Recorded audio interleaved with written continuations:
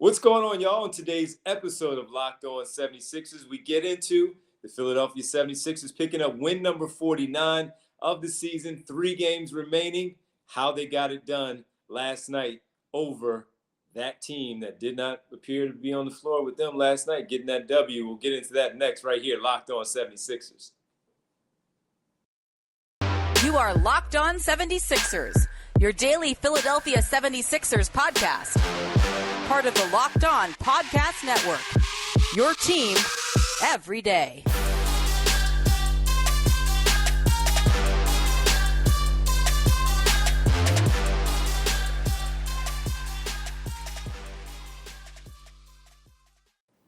And welcome. You are Locked On 76ers. I'm Devon Givens of 97.5 The Fanatic in Philadelphia, the radio side, alongside my partner and co-host Keith Pompey of the Inquirer.com, the Sixers beat writer. Fantastic job that he always does. Keith, what's going on, man? Another beat down tonight for the Sixers, last night for the Sixers over the Indiana Pacers. What's happening, man?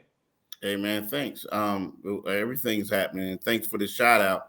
Even though I think my mom paid you to say that, but it's all good. Thanks, Mom. Thanks, Mom.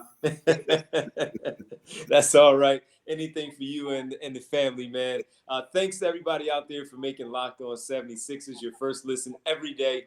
And remember, Locked On 76ers is free and available on all platforms, including this one, YouTube, at Locked On 76ers. Keith, a 131-122 victory for the 76ers over the Indiana Pacers last night.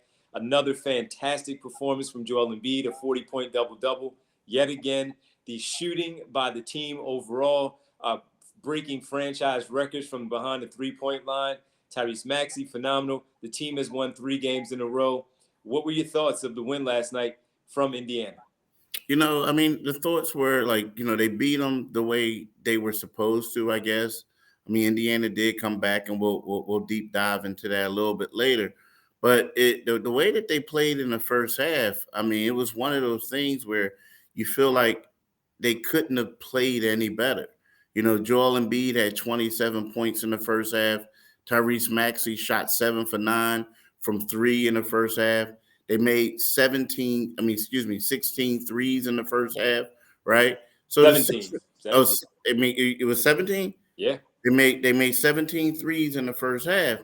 And it was just, one of those things where you're looking at it and you're saying to yourself, like, okay, this team is on fire, but again, it's just one of those things where it was a good win, but it just seems like the 76ers just need to perform a little bit better and be able to step on people's jugglers, so to speak. Basically, like we saw on Saturday here in Philadelphia against the Charlotte Hornets, where they got up on them in the second half and didn't let up. 40-plus points in third and the fourth quarters, beating them by 30.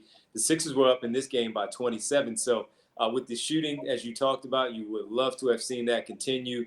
But look, I'll say this. The 17 threes in the first half, franchise record, Keith. That's great shooting, obviously, with what they were able to do. I think they were 9 for 11 in the second quarter. And then 22 threes in the game, which is 23 threes in the game, which is a new franchise record for this franchise. That was a great performance shooting, as you talked about in the first half, seeing what Tyrese Maxey did in the second, where he was perfect from the floor in the second quarter, 4 for 4, all threes, 12 points. He was tremendous. Tobias Harris started the game off shooting very well from beyond. So we bring this up, Keith, as to why this is in them. It may not be in them at this clip, shooting over 50% from behind the three-point line, but it's something to build off of, knowing that they can look at this going into these last 3 games, just kind of tweaking things, as we always talk about. Make sure you're tightening things up, working on things as you have that week of practice before next weekend's beginning of the first round. This is in them. This is how you build the team around Joel Embiid. Before that, Ben Simmons with him, to make sure you have that shooting around those 2 players, because that's what you need to win, to get those double teams off of those 2 guys and all that extra defense funneling to them. The outside shooting is key, is paramount. And last night we saw that in a big way, man. Yeah, we did. But you know what? And from the unexpected players in Harris and Maxey. Yeah, Harris, but Harris has been shooting a little bit better They both have, lately. Yeah, but yeah. Like to be Harris at started the up. rate that they are, yeah. Yeah, they have. But you know what, man, D? This is the time when I become the guy that the killjoy, right? So my thing is it's time to be the killjoy. That team was missing 5 players, right? Yes, they were. They're missing 5 players. Yeah. So what the Sixers did was good, and it was great in the first half. I like that. But show me that on Thursday night when they go to Toronto. 100%. You know what I mean? Show me 100%. that. Bring that type of energy. It's kind of like, I don't know like where it was when you were at Temple, but like when I was at Pitt, they had like the scrub court and then they had the real ballers court. And I never really gave the guys who played on the scrub court and was dropping 40, I never gave them a lot of respect because that turned into 12 when they got to the real court. So in other words, what I'm saying is I love what the Sixers did. Yeah. Show me that on Thursday, and I'm like, okay. Now again, like when you look at it, it was a great statistical game. Sure. But when you look at it, Joel had to give you 45, and Tyrese Maxey had to give you 30 for y'all to win that game. So again, but great win, but I need to see it. I need to see it. And while that's fair, the only thing I will say about that is that's part of the game. Sometimes you're going to have players giving you 40. Sometimes you're going to have players giving you 30 that help you win. Look, we're looking at the 30 where it should be coming from James Harden. Instead, last night it came from Tyrese Maxey. So that's the way things goes. But I do agree with you that when you lay a performance like that up against these two poorest teams,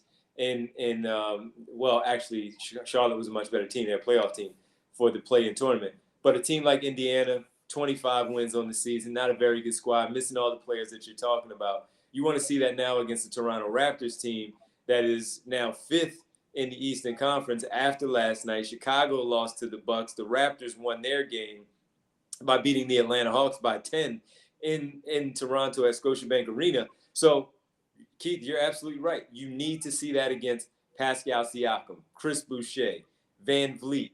If OG Anunoby is available to play, OG Anunoby, you need to see that against a tested team like the Toronto Raptors. I agree with you 100%.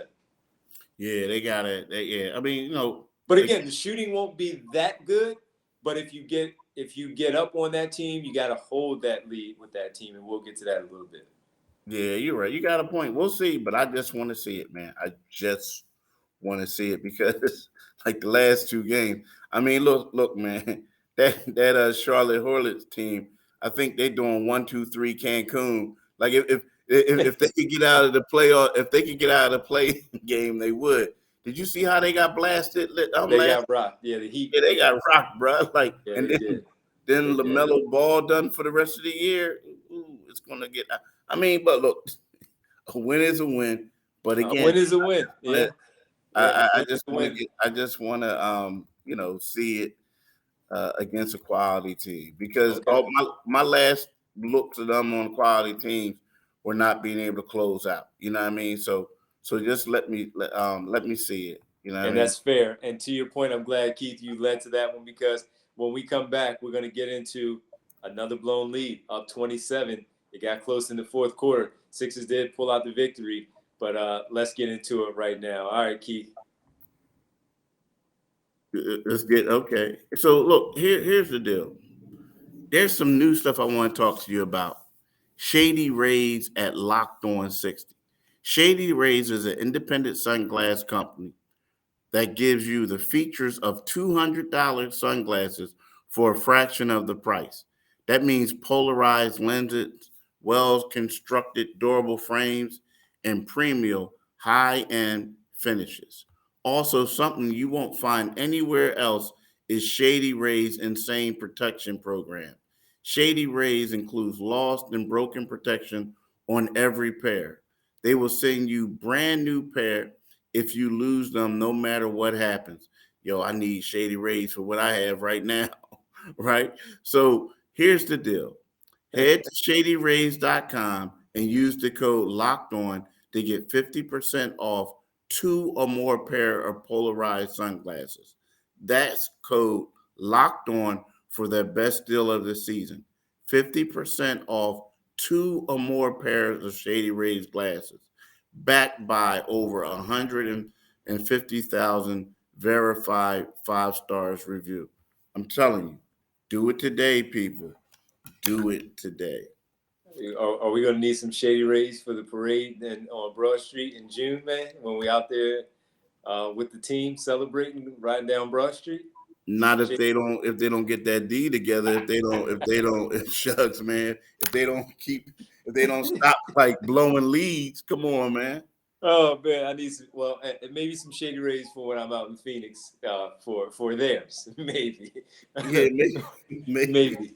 All maybe. right. Well, welcome back, folks. Again, thank you for making Locked On 76ers your first listen. For your next listen, check out the Locked On Now podcast for nightly recaps of every NBA game with analysis from your local experts. It's free and available wherever you get your podcast. Keith, well, you just talked about it. The blown lead. Sixers up 27. They win this game by 9. They were up 27. Joel Embiid, we assumed when he checked out at the end of the third quarter that we wouldn't see him for the rest of the night. They were still up. They were up big.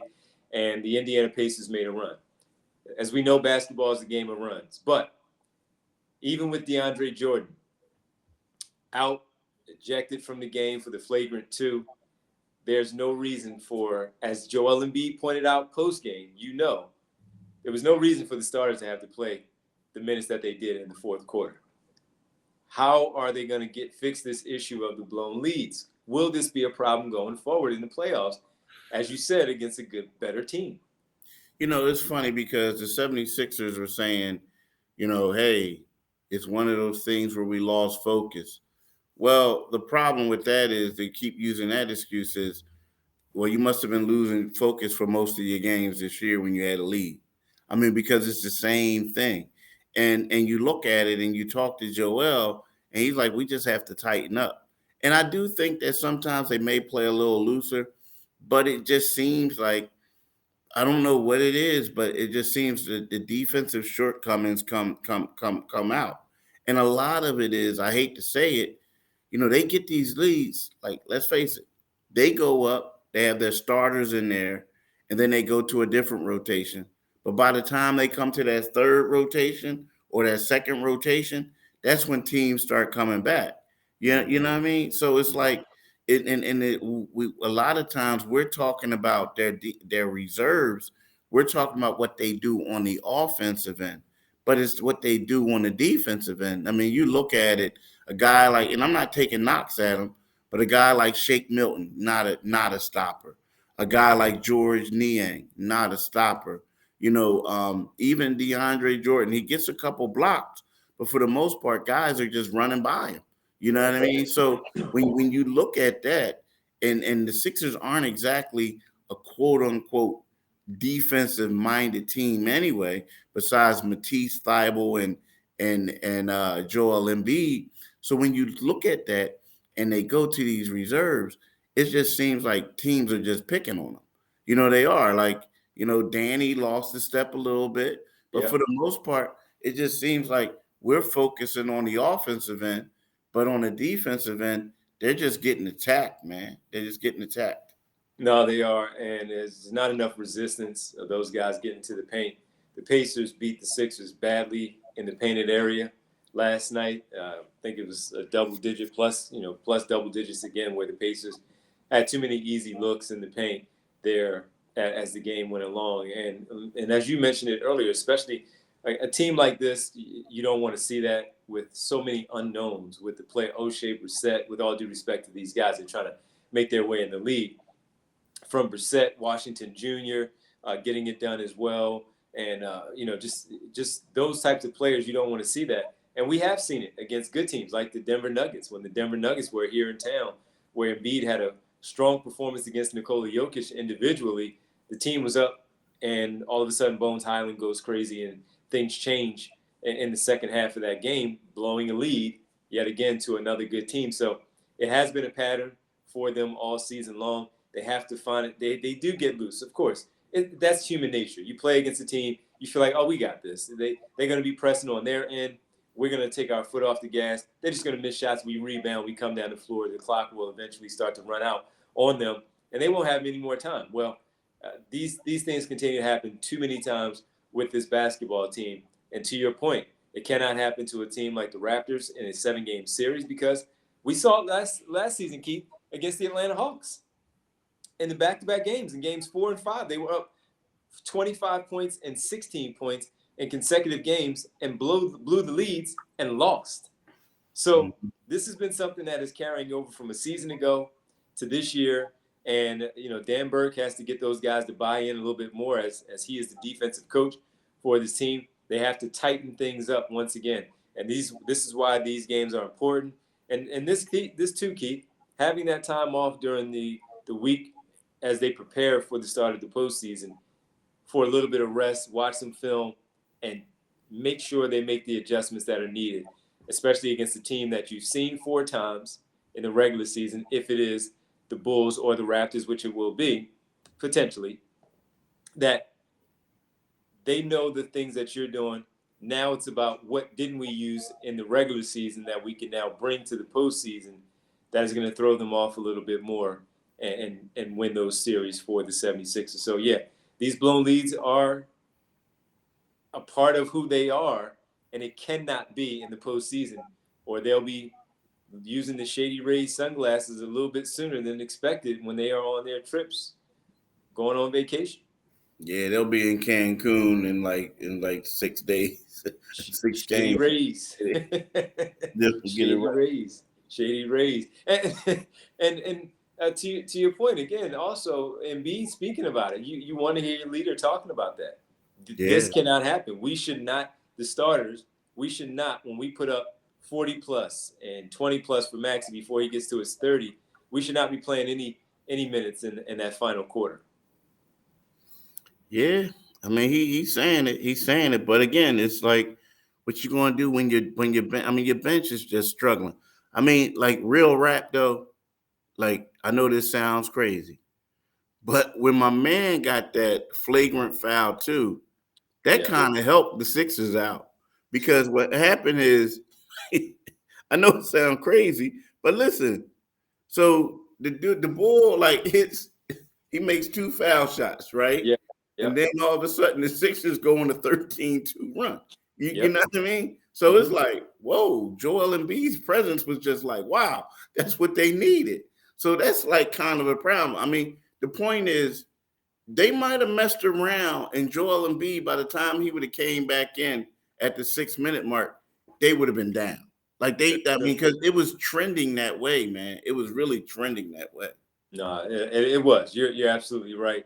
But even with that, man, it should not have gotten to the point that it did with how things played out. But Joel Embiid had an MVP-like performance once again, 40-plus points, Keith, double-digit rebounds once again for this team, and that run happened because of him. We have to get into, yet again, another conversation, because he did have that big game, and he needs to be back in that conversation, or they should not dismiss him. I'll say it like that. With that MVP race, we'll tell you why Joel Embiid kept himself in the conversation yet again with the dominant performance last night against the Indiana Pacers. And folks, I got to tell you about Built Bar. After all the minutes that the starters had to play for the Sixers, I might need to talk to them about Built Bar, because while they're doing their part and trying to stay in shape for the postseason, and I know you are, with the spring season arriving here, the good weather, you want to keep everything right. You want to make sure you're good to go to wear the tank tops and the cutoff sleeve shirts, all that. Well, you got to get the workouts in, and you got to do that by not eating candy bars with all of these calories of 240 calories, 30 grams of sugar. You need to get with the great folks from BuiltBar.com. And Built Bar, they're fantastic. 130 calories, 4 grams of sugar, 4 net carbs, and 17 grams of protein. They have the puffs. They're fantastic. Have you tried them yet? If you haven't, you're missing out on one of the best tasting bars out there. They're also the first ever protein-infused marshmallow. They're fluffy. They're marshmallowy. They're not just that protein bar. They're a treat. You see all these out there? They're fake. They're not the real ones. These are the ones you want, 100% real chocolate. You can also get yummy cinnamony churro, coconut marshmallow, banana cream pie. So good. How about mint brownie, coconut almond, and new for this month, white chocolate cookies and cream. They're all delicious. 100% real chocolate. Yes, including the puffs. Low calorie, high protein. Check them out. Replace your candy bars with this. Get involved. Check it out. I won't tell you. I won't stare you wrong. All Built Bar. They're all about the taste. They make it first, then they figure it out later to make sure it's all right and healthy for you to make sure you're good. So listen, believe me, go to built.com, use promo code LOCK15 and get 15% off your order. Once again, use promo code LOCK15 for 15% off at built.com. So while you're eating your built.com, you go there, check it out, eating those Built Bars. Now you're all good, getting ready for the summertime, looking good, feeling right. Keith, Joel Embiid was right last night. Another 40-point double-double for him. That's because he had a Built Bar. He had a Built Bar. You gave it to him pregame. He had a Built Bar, and it all worked out for him. But back-to-back games, man, again, where he's just putting up these monster numbers. And when the narrative seems from afar, again, I don't have a vote. I don't talk to all the national people, and I just read the stories or listen to the things that they say. And it's just beyond me how they always talk about the good things that Nikola Jokic and Giannis Antetokounmpo do to have caught up to Joel Embiid and now have surpassed him, according to them, with this race. But they never talk about what he does well and why this team is still in the top 4 in the Eastern Conference, why they're battling for, right now, the top seed, the second seed, right behind the Miami Heat in the Eastern Conference. The guy just has continued to keep himself in this race and refusing to be removed from the conversation in this MVP race, Keith. Yeah, I mean, yeah, you're right. I mean, we look at it right now. He's averaging 40. Well, the last 2 games he averaged. Last two he averaged 44.5. He averaged 15 rebounds and he averaged 3 blocks. Right. The last 5 games, he's averaging over 35 points. Yep. He's balling. Now, but here's the thing that people aren't really giving him the respect for. So last night marked his 12th game with at least 40 points and 10 rebounds, right? That tied Hall of Famer Moses Malone, who did it during the 1981-82 season, and Russell Westbrook, who did it during the 2016-17 season, for the most 40-10 games by an NBA player since the ABA-NBA merger in 1976-77. And a lot of people aren't giving Embiid credit for that, right? They're not talking about it at all. Now, again, I get it. Some people are going to say, look who they had out there. But I'm telling you, Joel Embiid could have scored 55 points against his team if he wanted to. Right? If they would have kept him out there for a little bit longer. Now, again, they had to bring him back because my man was ejected. But at the same time, like, Joel Embiid is balling, man. And I get it. And, there's sometimes, it's that recency bias. What have you done for me lately? Well, I mean, if he has a dynamite game against the Raptors, because some people might question the quality of opponent, even though he has been balling in all the games. But if he has a dynamite game against the Raptors, you know what? I think that people may change their mind, the ones who aren't voting for him. They have to. Look, Nikola Jokic in their loss to the Spurs last night, Keith, he had another 36-point performance. He was fantastic in the game. They lost it. Giannis and the Milwaukee Bucks, they won their game. As I mentioned earlier, he only had 18 points, so he wasn't looking to do much, and maybe he was just trying to coast with whatever he was out there doing. Maybe they had their agenda, go out there, do your part, don't get hurt, of course, but let's get this W because we have to keep pace with Boston and Philadelphia. But Embiid came out once again and just showed who he has been all season long. And I really don't know what else to say, man, because from afar, like I've been saying, I just don't understand how he has fallen the way that he has when he's kept his team where they are. The Ben Simmons saga. They're still in the top 4 in the East. he's putting up these numbers. It doesn't matter who's across from him. That's not his fault that they decided to play. It's not, his fault that Jared Allen got injured and Evan Mobley was injured. He's done that to them too, by the way. And last night against that team with the Indiana Pacers, okay, Miles Turner wasn't there. He puts up numbers on Miles Turner's too. So he had to do what he had to do against the opponent that was across from him. And it's not as if he went out and put only 22 up. He went out and put 45 up. and he constantly get these guys in foul trouble because of how good he is. So it's just sometimes I think it's irresponsible how they explain things as to what the other two are doing, but choose to ignore what Embiid is doing instead and leaving him out of the conversation. So 3 games remaining, a big one tomorrow night against the Toronto Raptors, Keith.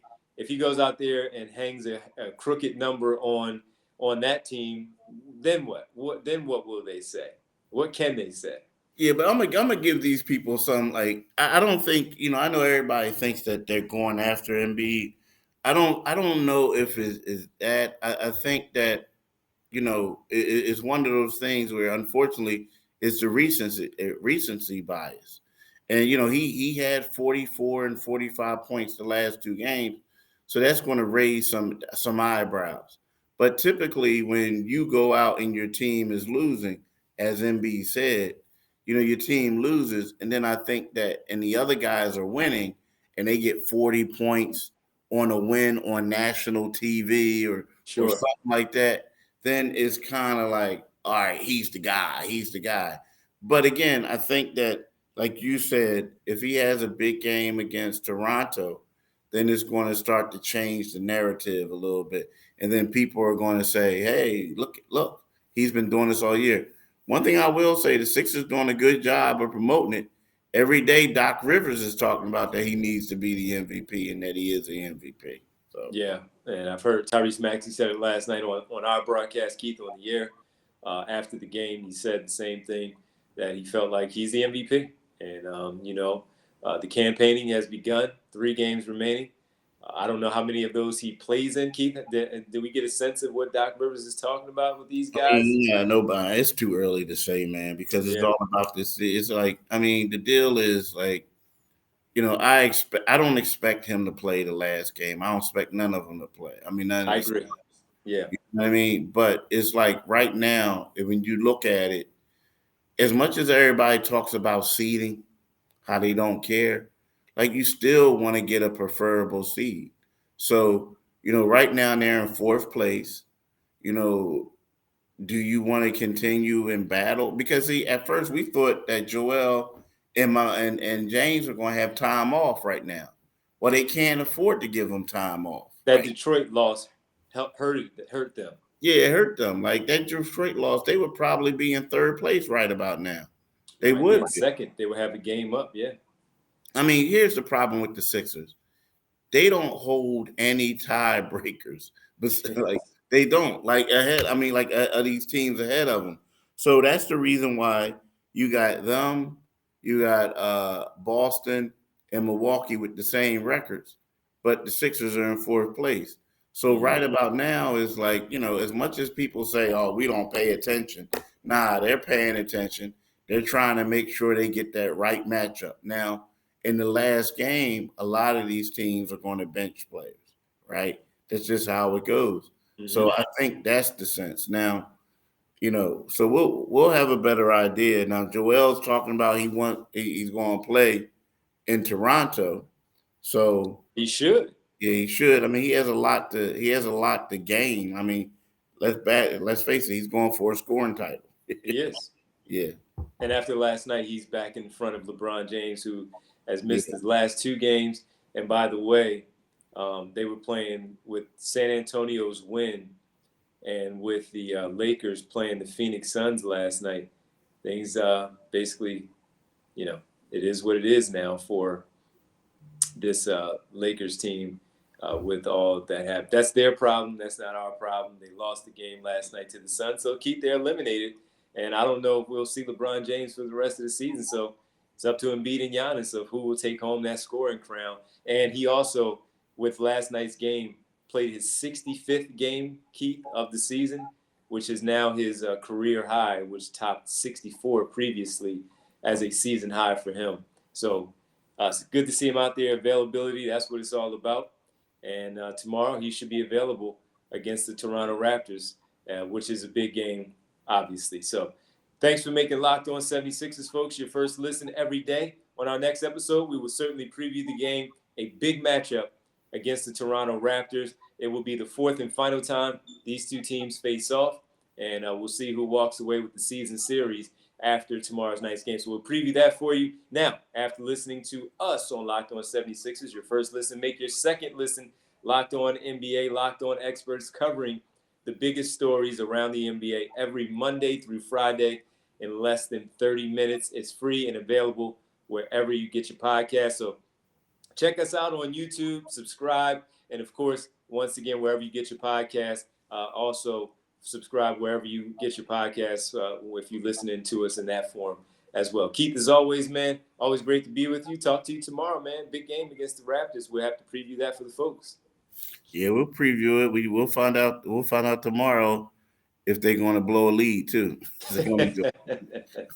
All right, man. I'll talk to you later. Thanks. All right, bro. Peace. All right.